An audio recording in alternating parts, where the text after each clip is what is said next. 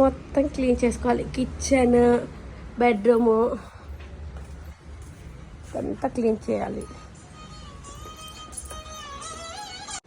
ఒకసారి మొత్తం మా ఇల్లు చూడండి ఎలా ఉందో.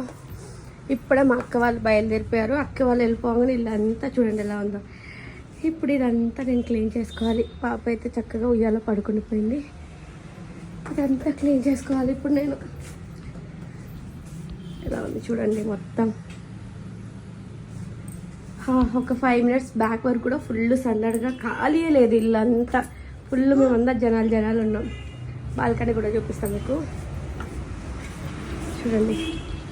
ఎక్కడికక్కడ అసలు ఇన్ని రోజులైతే అసలు సర్దుకుందే లేదు.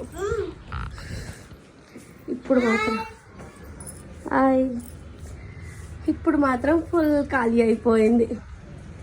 పాపని ఇప్పుడే పడుకోబెట్టేసా. ఇప్పుడు ఇదంతా నేను సర్దుకోవాలి. ఇక్కడ నేను క్లీనింగ్ చేసుకున్నా. ఇక్కడ చూడండి ఎంత బాధ్యతగా ఊపుతున్నాడు. ఒక పక్క ఫోన్ చూసుకుంటూ ఇంకో పక్క పాపను ఊపుతూ ఉన్నాడు.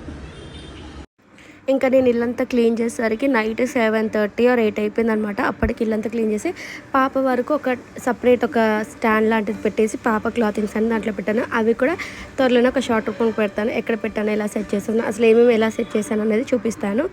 ఇంకా లేట్ అయిపోయింది కదా, నాకైతే ఫుల్ ఆకలి వేస్తుంది. ఇంకా మా వారికి చెప్పేసరికి బజ్జీలు అవి తెచ్చిచ్చారనమాట.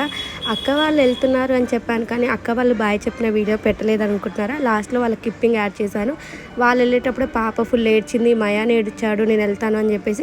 దానివల్ల కన్ఫ్యూజ్ అయిపోయింది అనమాట, తీయలేకపోయాను ఫుల్ వీడియో. Bye bye